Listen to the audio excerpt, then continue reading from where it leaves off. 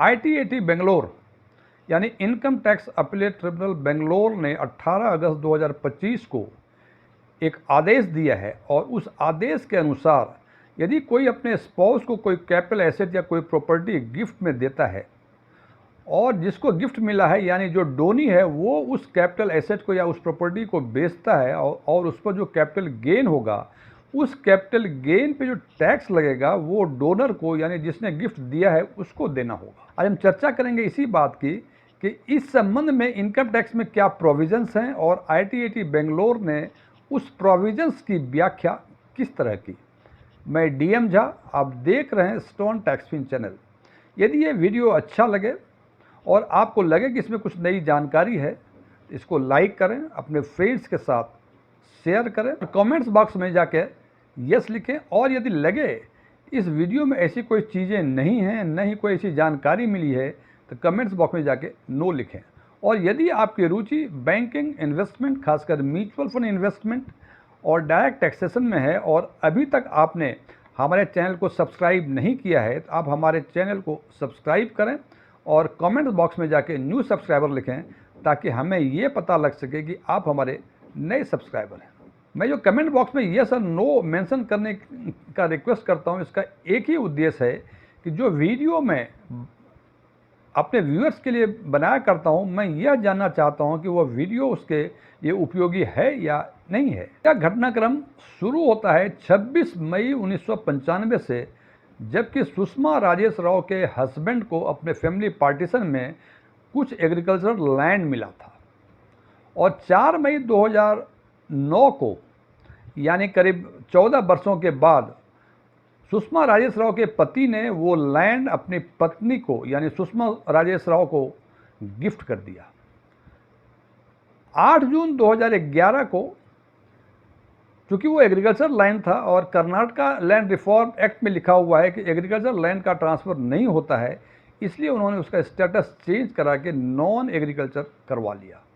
और उसके करीब 21 दिनों के बाद यानी 19/6/2011 को सुषमा राजेश राव ने वो ज़मीन 17 करोड़ 26 लाख में बेच दी और उस 17 करोड़ 26 लाख में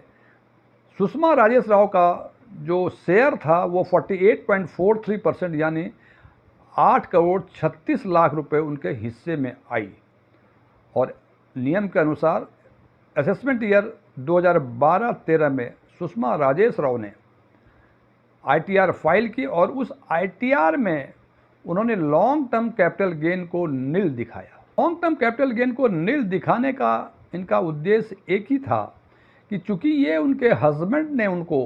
गिफ्ट में दिया था तो टैक्स पे करने की लायबिलिटी उनके हस्बैंड की है, उनकी नहीं है। जहां इन्होंने आईटीआर फाइल किया था उसके असेसिंग ऑफिसर ने 2 आपत्ति लगाई और उन पर टैक्स इम्पोज कर दिया। पहली आपत्ति थी कि वो ज़मीन जो बेची गई थी 17 करोड़ 26 लाख में, स्टाम्प पे किया गया था 18 करोड़ 41 लाख में, इसलिए उसका सेल कंसिडरेशन 17 करोड़ 26 लाख की जगह 18 करोड़ 41 लाख होनी चाहिए। और दूसरा ऑब्जेक्शन लगाया कि सुषमा राजेश राव ने जो लॉन्ग टर्म कैपिटल गेन की टैक्स की लायबिलिटी अपने पति पर शिफ्ट कर दी है, ये उन पर शिफ्ट नहीं होना चाहिए क्योंकि उनके पति ने प्यार मोहब्बत है जो कि एक गुड कंसिडरेशन है, उसके एवज में वो लैंड को गिफ्ट किया था, इसलिए ये टैक्स की लायबिलिटी सुषमा राजेश राव की है न कि उनके पति की। क्रमशः यह केस ये टैक्स पेनल्टी लगाने के बाद सुषमा राजेश राव सीआईटी अपील यानी कमिश्नर इनकम टैक्स अपील के पास गई। उन्होंने भी असेसिंग ऑफिसर के फेवर में ही जजमेंट दिया। फिर ये केस मूव हुआ आईटीएटी बेंगलोर यानी income tax appellate tribunal Bangalore, जिन्होंने 18 अगस्त 2025 को सुषमा राजेश राव के पक्ष में फैसला सुनाया, जिसमें ये कहा गया है कि इस पे जो भी लॉन्ग टर्म कैपिटल गेन था उसकी जो टैक्स बनती है ये टैक्स पे करने की लायबिलिटी उनके पति की है, न कि सुषमा राजेश राव की। अब हम चर्चा करते हैं कि आखिर आईटीएटी बेंगलोर ने इस तरह की व्याख्या क्या की और इनकम टैक्स के प्रोविजंस क्या हैं। इनकम टैक्स के इस संबंध में 2 प्रोविज़न हैं। पहला प्रोविज़न है गिफ्ट देने के संबंध में, जो कि सेक्शन 56 सब सेक्शन 2(10) में दिया गया है, जिसमें यह कहा गया है कि यदि आप अपने क्लोज रिलेटिव्स को, जिसमें उसका स्पाउस भी आता है, कोई गिफ्ट अनलिमिटेड अमाउंट तक देते हैं तो जो गिफ्ट पाएगा उसमें उसको कोई इनकम टैक्स की लायबिलिटी नहीं बनेगी। और इस हिसाब से सुषमा राजेश राव के पति ने अपनी पत्नी को यानी क्लोज रिलेटिव्स को गिफ्ट दिया, तो जिस समय गिफ्ट दिया उन्होंने 2009 में सुषमा सुदेश राव के कोई टैक्स लायबिलिटी नहीं बनती थी। दूसरा प्रोविजंस है क्लबिंग ऑफ इनकम, जो कि डिफाइन किया गया है 64 सबसेक्शन 1 के 4 में। इसमें स्पाउस के मामले में कुछ खास बातें कही गई हैं। इस सेक्शन में कहा गया है कि ट्रांसफरर यदि कोई एसेट अपने स्पाउस के नाम ट्रांसफ़र करता है without adequate consideration, adequate consideration means जो उस प्रॉपर्टी का जो कैपिटल एसेट का फेयर मार्केट वैल्यू है, या तो उसको free in the form of gift दिया हो या कम वैल्यू लगा के उसको बेचा हो या ट्रांसफ़र किया हो, तो उस केस में और उस एसेट्स पे जो इनकम जनरेट होगा, यानी रेंट हो सकता है, इंटरेस्ट हो सकता है, डिविडेंड हो सकता है, वो सारे रेंट, डिविडेंड और इंटरेस्ट जो हैं वो ट्रांसफरर के टैक्स में ऐड होंगे, जो क्लबिंग ऑफ इनकम करते हैं, और अकॉर्डिंगली उनको टैक्स पे करना पड़ेगा। इसमें एक एक्सेप्शन है। इसमें यह कहा गया है कि यदि ये ट्रांसफ़र ऑफ कैपिटल एसेट यदि अलग रहने के एवज में दिया गया है, तो उस केस में इस एसेट्स पे जो रेवेन्यू जनरेट होगा, रेवेन्यू अर्न होगा, वो डोनी के हाथ में टैक्सेबल होगा। सिंपल मतलब में सामान्य अवस्था में यदि स्पाउस को कोई ट्रांसफ़र करता है, गिफ्ट फ्री में करे या विदाउट एडिक्वेट कंसिडरेशन करे,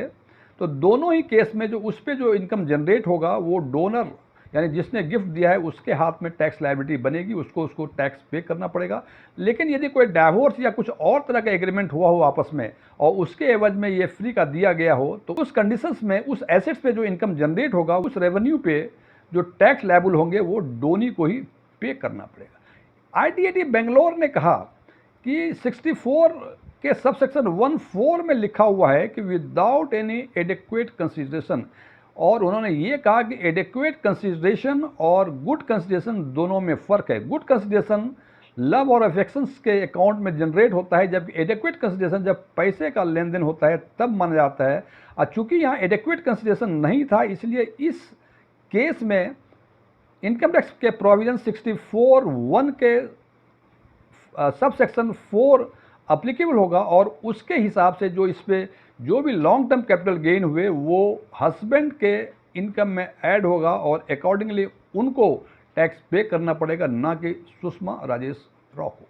फ्रेंड्स, ये वीडियो क्लोज होने के पहले मैं स्पष्ट कर दूं, मैं डिस्क्लेमर देना चाहता हूं कि मैं कोई ना ही टैक्स कंसल्टेंट हूं, ना ही टैक्स एडवाइज़र हूं। ओपन डोमेन में जो भी इंफॉर्मेशन अवेलेबल होते हैं उसके बेसिस पे मैं आम लोगों के लिए आम वीडियो बनाया करता हूं, और मेरे विचारों से सहमत होना